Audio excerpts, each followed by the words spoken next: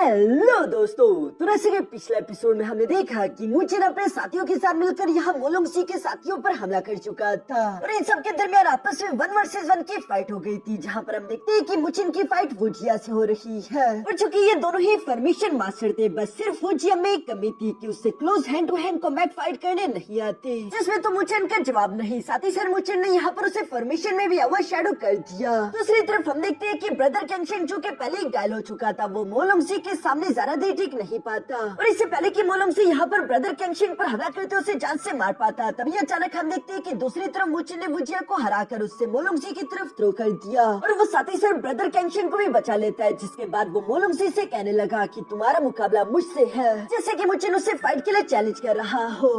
अब आगे तो नेक्स्ट एपिसोड की शुरुआत यहाँ पर बिल्कुल उसी सीन से शुरू होती है, जहाँ नीचे की तरफ ब्रदर कैंगशिन पड़ा हुआ था, ऊपर की तरफ हवा में मुचिन फ्लोट कर रहा है। सेंटर में मोलोंगसी वुजिया के साथ मौजूद है। ब्रदर कैंगशिन की नजर मुचिन पर पड़ जाती है और वो उसे देखते हुए धीमी आवाज में मुचिन का नाम लेता है, जो सुनकर तो मोलोंगसी ब्रदर कैंगशिन की तरफ देखते हुए कहता है कि मैं तो तुम्हें भूल ही गया था, क्यों न पहले मैं तुम्हें जान से मार डालूं। और ये कहती वो तीसी के साथ ब्रदर कैंगशिन की तरफ बढ़ने लगा था, जिस पर हम देखते हैं कि मुचिन पिछले की तीसी के साथ मूव करते हुए फिर से ब्रदर कैंगशिन के सामने पहुंचकर मोलोंगसी के हमले को ब्लॉक कर देता है। साथ ही साथ वो मोलोंगसी से कहने लगा कि मैंने कहा ना तुमसे कि तुम्हारा ओपिनियन मैं हूँ। जो कहती मुचिन ने एक जोरदार किक के साथ यहाँ मोलोंगसी को हिट करते हुए पीछे की तरफ चट्टानों पर दे मारा। मोलोंगसी भी खुद को संभालते हुए अब गुस्से में आ चुका था, जहाँ वो मुचिन की तरफ देखते हुए कहता है कि लड़के, चूंकि तुम खुद मेरे पास आए हो तो ठीक है, मैं पहले तुमसे निपट लेता हूँ। ये कहती वो अपनी तलवार लेकर तीसरी से मुचिन पर हमला करने के लिए आगे की तरफ बढ़ जाता है, जहाँ वो लगातार मुचिन पर स्लैश अटैक्स करते हुए कह रहा था कि आज मैं भी देखता हूँ कि तुम किसको बचाते हो। वैसे ये बात तो गारंटीड है कि तुम किसी को नहीं बचा सकते, बल्कि तुम मेरी तलवार से बीच में 2 टुकड़े हो जाओगे।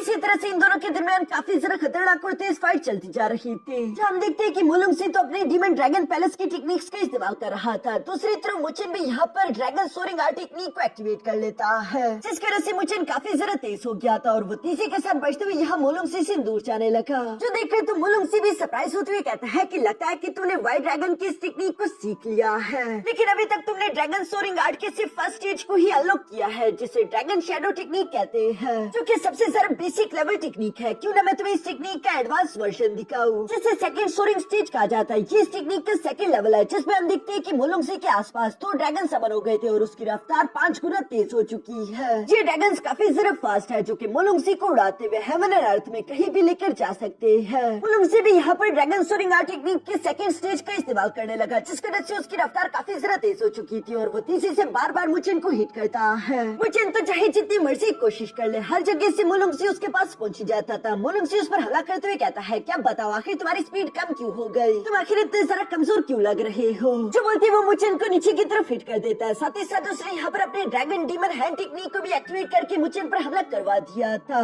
जिस अटैक को ब्लॉक करने के लिए दूसरी तरफ हम देखते हैं कि मुचिन भी अपने black tortoise divine shell technique को एक्टिवेट कर लेता है। पर वो अटैक बहुत ही ज्यादा पावरफुल था, जिसे मुचिन बहुत ही मुश्किल के साथ सिर्फ ब्लॉक कर पाया, लेकिन फिर भी हम देखते हैं कि वो उड़ते हुए जख्मी हालत में नीचे की तरफ जमीन पर आ गिरा। मोलोंगसी मुचिन के सामने आकर उसकी तारीफ करते हुए कहता है कि तुम सिर्फ हेवन ट्रांसफॉर्मेशन स्टेज की कल्टिवेटर हो, फिर भी तुम मेरी उस अटैक को ब्लॉक कर पाए। कहना पड़ेगा कि तुम्हारे स्किल्स वाकई में अच्छे हैं। और चूंकि मुचिन तुम ड्रैगन सोरिंग आर्ट टेक्निक का भी इस्तेमाल करने लगे हो, जो कि हमारी डीमन ड्रैगन पैलेस की है, तो इस वजह से तुम ऑलरेडी हमारे हाफ क्लैन मेंबर तो बन चुके हो। इसलिए मैं तुम्हें ऑफर देता हूँ कि मेरे साथ हाथ मिलाकर कैंगशिन और इन सब बाकी लोगों को जान से मार डालो, उसके बाद मैं तुम्हें अपनी डीमन ड्रैगन पैलेस का ऑफिशियल हिस्सा बना दूंगा। जिस पर मुचिन जवाब देते हुए कहता है कि मुझे रिक्रूट करने की अभी तुम्हारी औकात नहीं हुई। ये सुनकर तो मोलोंगसी को गुस्सा आ गया और वो मुचिन से कहता है कि अच्छा औकात की बात कर रहे हो, चलो मैं तुम्हें अपनी असली ताकत दिखाता हूँ कि हेवन और अर्थ के ऊपर की असली ताकत क्या होती है। और ये कहती वो यहाँ पर 2 डीमन ड्रैगन समन करके उनका इस्तेमाल करते हुए मुचिन पर हमला करने लगा। मुचिन भी ये देखकर फिर से अपने स्पीयर को बाहर की तरफ निकाल देता है, जहाँ पर हम देखते हैं कि मुचिन यहाँ पर एक तो उन 2 ड्रैगन्स के साथ फाइट कर रहा है, उनके अटैक से बचने की कोशिश कर रहा था, साथ ही साथ वो मोलोंगसी पर भी अटैक करता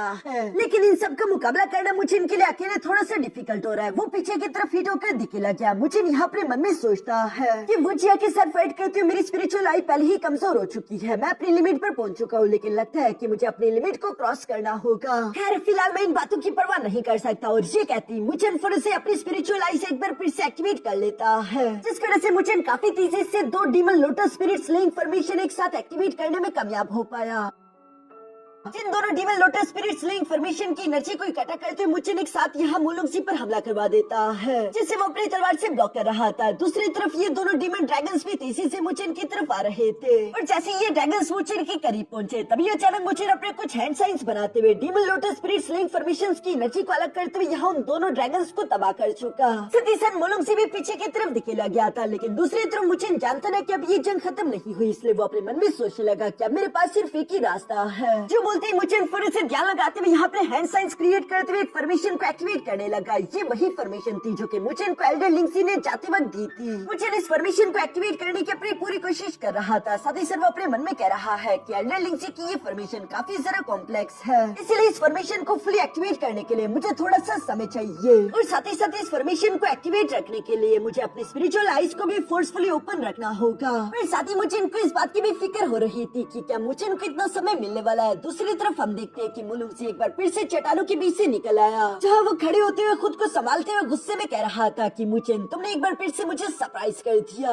लास्ट टाइम भी तुमने कुछ ऐसा ही किया था, लेकिन अब बस बहुत हुआ। इस बार मैं सच में तुम्हें जान से मार देना चाहता हूँ। दूसरी तरफ हम यहाँ ब्रदर ली ज़ुआनटोंग को भी देखते हैं, जो कि टेनलुंग के साथ फाइट कर रहा था और उसकी नजर भी मुचिन की उस फॉर्मेशन पर पड़ गई थी, जिससे निकलने वाली एनर्जी दूर दूर तक देखी जा सकती थी। इसलिए सीनियर ली ज़ुआनटोंग को समझ आ गया कि लगता है कि वहाँ पर कुछ गड़बड़ है, शायद वहाँ पर कोई ज्यादा ही सीरियस सिचुएशन चल रही है, मुझे वहाँ पर जाना होगा। और ये कहते ली ज़ुआनटोंग भी उसी तरफ बढ़ने लगा, लेकिन दूसरी तरफ टेनलुंग ब्रदर ली ज़ुआनटोंग को जाने नहीं देता, बल्कि वो अपने स्पीयर से उस पर हमला करते हुए कहता है कि आखिर इतने भी जल्दी कहा, मैं तुम्हें यहाँ से जाने नहीं दूंगा। इसके बाद सीन शिफ्ट होकर वापस से मुचिन पर आ जाता है, जहाँ पर हम देखते हैं कि मोलोंगसी लगातार अपनी तलवार से मुचिन पर बार बार हमले पर हमला कर रहा है और हम देखते हैं कि मुचिन उन अटैक्स को डॉज करने की अपनी पूरी कोशिश कर रहा था, लेकिन ये सब करने की वजह से मुचिन एल्डर लिंक्सी के दिव्य फॉर्मेशन को बनाने के लिए उस पर ध्यान नहीं लगा पा रहा। इवन के सामने की तरफ मुचिन मोलोंगसी भी इस बात को अच्छे से समझ गया था और वो मुचिन पर हमले करने की रफ्तार को पहले से भी ज्यादा इंक्रीज कर देता है। इसके बाद सीन शिफ्ट होकर दूसरी तरफ मुगु और मिस लोली पर आ गया, जहाँ पर हम देखते हैं कि मुगु मिस लोली के साथ फाइट करते हुए कह रहा था कि मैं बाउंड्री लिस्ट के 3rd रैंकिंग पर आता हूँ, मुझे अंडर एस्टिमेट करने की गलती मत करना छोरी, वरना तुझे समझ में नहीं आएगा कि कब मैंने तुम्हारे 2 टुकड़े कर दिए। ये सारी धमकियां सुनकर तो मिस लोली को जरा से भी फर्क नहीं पड़ रहा, क्योंकि वो अपनी काबिलियत को अच्छे से पहचानती थी, लेकिन उसकी नजर भी दूसरी तरफ मुचिन और मोलोंगसी पर पड़ जाती है, जहाँ उसने देख लिया था कि मुचिन कैसे खतरे में है। मोलोंगसी यहाँ मुचिन को छाती पर जोरदार किक करते हुए जमीन पर पटक देता है, साथ ही सर वो तेजी से अपनी तलवार को लेकर उसकी तरफ बढ़ते हुए कह रहा था कि मुचिन बता, तू औकात की बात कर रहा था, अब देखता हूँ कि मुझसे तुम्हें कौन बचाता है। जो बोलते हुए मोलोंगसी यहाँ मुचिन के करीब आकर अपनी तलवार को उसकी छाती में गुंसाने वाला था। मिस लोली तो ये देखकर मुचिन का नाम चिल्लाती है, पर वो चूंकि दूर थी इसलिए वो कुछ नहीं कर सकती। तभी अचानक हम एक गोल्डन स्पीयर को देखते हैं, जो कि मुचिन के पीछे से आते हुए मोलोंगसी को हिट करके पीछे की तरफ धकेल चुका, जो देखकर तो सब लोग सरप्राइज हो गए थे। हमें जानने को मिलता है कि ये अटैक ब्रदर कैंगशेंग ने किया था, जो कि जख्मी हालत में एक बार फिर से मुचिन के सामने आ चुका है और वो अपने स्पीयर को उठाते हुए फाइट के लिए खुद को तैयार करते हुए मुचिन से कहता है कि उस फॉर्मेशन को बनाना शुरू करो, मैं तुम्हें टाइम दिलवाऊंगा। जो सुनकर तो मुचिन ब्रदर कैंगशेंग के लिए परेशान हो जाता है, क्योंकि ब्रदर कैंगशेंग की हालत काफी ज्यादा खराब थी, लेकिन ब्रदर कैंगशेंग ने फैसला कर लिया था कि आज चाहे मेरी जान ही क्यों न चली जाए, लेकिन मैं मोलोंगसी को कामयाब होने नहीं दूंगा और अपने दोस्तों को बचाने के लिए वो सैक्रिफाइस करने का इरादा कर चुका है। इसलिए वो मुचिन से कहता है कि मैंने कहा ना, तैयारियां शुरू करो, जिस पर मुचिन काफी ज्यादा इमोशनल हो जाता है और एक बार फिर से हम देखते हैं कि मुचिन ने वही सेम एल्डर लिंक्सी की फॉर्मेशन को एक्टिवेट करना शुरू कर दिया।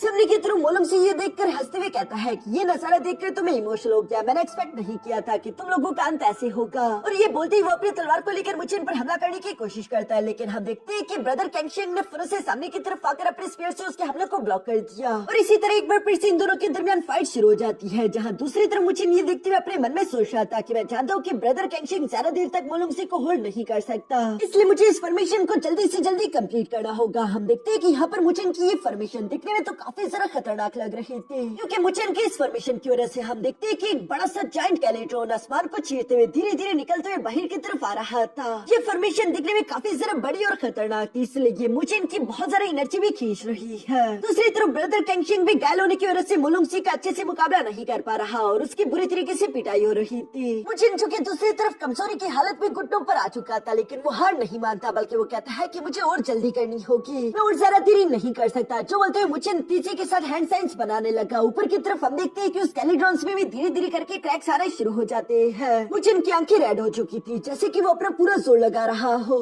साथ ही साथ आसमान से आग की बारिश हो रही थी। जो देखकर मुलुंगसी हैरान होते हुए कहता है कि लड़के, मैं नहीं जानता कि आखिर तुम क्या करने की फिराक में हो। हम बेशक ये अजीब जरूर लग रहा है, लेकिन अगर मैंने तुम्हें जान से मार डाला तो ये सब कुछ खत्म हो जाएगा। और यही बोलते हुए अपने पंजे को तैयार करके फुरसी मुचिन को मारने के लिए उसकी तरफ बढ़ने की कोशिश करता है। फिर ब्रदर कैंगशेंग एक बार फिर से अपने स्पेयर को लेकर तेजी से मुचिन के सामने आकर उसे ब्लॉक कर चुका, जो देखकर मुलुंगसी गुस्सा होते हुए कहता है कि तुम बार बार मेरा रास्ता रोकते हो, कितनी बार बताओ कि मेरे सामने से दफा हो जाओ। और ये कहती हुआ अपनी तलवार का इस्तेमाल करते हुए पावरफुल अटैक के साथ यहाँ ब्रदर कैंगशेंग के स्पेयर को बीच में से तोड़ देता है, जिसकी वजह से ब्रदर कैंगशेंग को भी काफी इंजरीज हुई। वो खून की उल्टी कर रहा था और साथ ही साथ हम देखते हैं कि मुलुंगसी ने उसे एक स्लैश अटैक से भी हिट कर दिया, जो करने के बाद मुलुंगसी तेजी से मुचिन की तरफ बढ़ते हुए कहता है कि अब तुम्हारी बारी, मरने के लिए तैयार हो जाओ। और ये कहती हुआ अपनी तलवार को यहाँ मुचिन की बॉडी में घुसाने वाला था, जबकि मुचिन तो अपनी जगह से हिल नहीं सकता। इसलिए हम देखते हैं कि तब ये अचानक ब्रदर कैंगशेंग फुरन से मुचिन के सामने आते उस तलवार को अपनी बॉडी के अंदर छेल लेता है। यहाँ ब्रदर कैंगशेंग ने अपनी बॉडी का इस्तेमाल करते हुए मुलुंगसी की तलवार को ब्लॉक कर दिया था।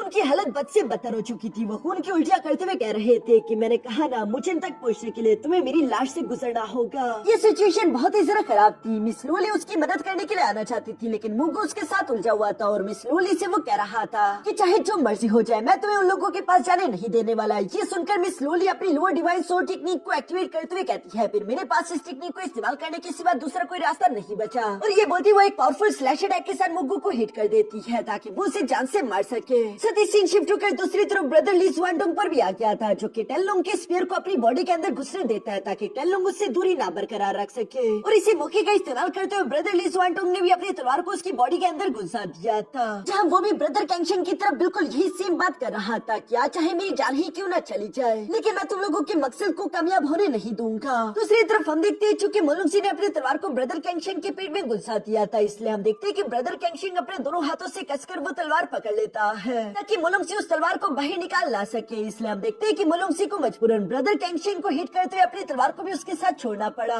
लेकिन मुलुंगसी को फर्क नहीं पड़ता। वो मुचिन की तरफ देखते हुए कहता है कि चलो अब इन सब चीजों को यहीं पर खत्म करते हैं। जो बोलते हुए एक डीमन ड्रैगन अटैक रेडी करते हुए मुचिन पर हमला करने के लिए तैयार हो ही रहा था, तभी अचानक हम देखते हैं कि ब्रदर कैंगशेंग उसे ताना मारते हुए कहता है कि अगर तुम्हारी जगह यहाँ मो सिंगटियान होता तो अब तक शायद मैं मर चुका होता। लगता है कि तुम उससे कुछ सारा ही कमजोर हो। ये नाम और अपनी ये बेइज्जती सुनकर तो मुलुंगसी को काफी जरा गुस्सा आ गया था और वो वही डीमन ड्रैगन अटैक यहाँ ब्रदर कैंगशेंग पर चल देता है। मुलुंगसी रेज वेट में आकर यहाँ ब्रदर कैंगशेंग पर बार बार हमला करने लगा, जहाँ वो उस पर अपनी पूरी ताकत लगाकर हमला करते हुए कह रहा था चूंकि तुम्हें मरने की इतनी ही ज्यादा जल्दी है तो मैं तुम्हारी ये ख्वाहिश पूरी कर देता हूँ। जो बोलती मुलुंगसी ने यहाँ पर ब्रदर कैंगशेंग पर पंचेस की बरसात करना शुरू कर दी थी, जो देखकर दूसरी तरफ मुचिन तो ब्रदर कैंगशेंग का नाम चिल्ला रहा था। साथ ही सर वो अपने फॉर्मेशन को बनाने के प्रोसेस को जरा तेज करने लगा, जहाँ मुचिन खड़ा होते हुए कह रहा था कि मुझे इस फॉर्मेशन को जल्दी से जल्दी कंप्लीट करना होगा, फिर चाहे मुझे इसके लिए कोई भी कीमत चुकानी क्यों ना पड़े, फिर चाहे ये स्पिरिचुअल आई ही इसके लिए मुझे क्यों ना कुर्बान करनी पड़े। ये बोलती मुचिन ने अपने स्पिरिचुअल आई की फुल पावर को एक साथ इस्तेमाल करना शुरू कर दिया। उसके आई से काफी खतरनाक एनर्जी अनलीश हो रही थी। मुचिन यहाँ पर इस फॉर्मेशन को एक्टिवेट करने के लिए अपनी स्पिरिचुअल आई की इतनी सारी एनर्जी इस्तेमाल कर ली थी कि अचानक से उसकी स्पिरिचुअल आई चकनाचूर हो जाती है, लेकिन मुचिन को फर्क नहीं पड़ता क्योंकि उसका डिवाइन कैलिड्रोन फॉर्मेशन भी कंप्लीट हो चुका था, जो देखकर मुचिन ऊंची आवाज में उस फॉर्मेशन का नाम चिल्लाता है, divine cauldron heaven refining formation activate. इस डिवाइन कैलिड्रोन के अंदर पहले ही कई सारे क्रैक्स पड़ चुके थे, जबकि उसका प्रेशर बहुत ही ज्यादा खतरनाक था, जिसे मुलुंगसी ने भी महसूस कर लिया। मुलुंगसी ब्रदर कैंगशेंग को काफी बुरी तरीके से पहले इंजर्ड कर चुका है, साथ ही सर वो अपना फाइनल डीमन ड्रैगन समन करके यहाँ ब्रदर कैंगशेंग को जान से मारने ही वाला था, जिसकी वजह से वहाँ पर एक बहुत बड़ा एनर्जी ब्लास्ट होता है। लेकिन हम देखते हैं कि ब्लास्ट के फौरन बाद ही मुचिन और ब्रदर कैंगशेंग उस ब्लास्ट की रेंज से बाहर आ चुके थे, यानी कि मुचिन ने आखिरी मूवमेंट पर अपने बच्चे को एनर्जी से ड्रैगन सोरिंग आर्ट टेक्निक को एक्टिवेट करके तीसरे के साथ मूव करते हुए फिर से ब्रदर कैंगशेंग को बचा लिया था। ब्रदर कैंगशेंग तो यहाँ जमीन पर पड़े हुए मुचिन से कहता है कि तुम्हें मुझे बचाने के लिए नहीं आना चाहिए था, जिस पर मुचिन जवाब देते हुए कहता है कि कोई बात नहीं क्योंकि मेरी फॉर्मेशन कंप्लीट हो चुकी है। दूसरी तरफ मुलुंगसी भी मुचिन के फॉर्मेशन के कैलिडोन की तरफ देखते हुए हंसकर मुचिन का मजाक उड़ाते हुए कहता है कि तुम चूंटियों ने इतना सारा स्ट्रगल करके ये नमूना बनाया है, सच में ये तो पैथेटिक है, मुझे तुम लोगों को देखकर हंसी आ रही है। ये सुनकर दूसरी तरफ मुचिन अपने पैरों पर खड़े होते हुए कहता है कि एक बार फिर से ऊपर की तरफ देखो और देखकर समझने की कोशिश करो कि हम में से चूंटी कौन है। तुम इस दुनिया में मौजूद हर चीज और हर किसी को कमजोर और उससे कचरे की तरह ट्रीट करते हो,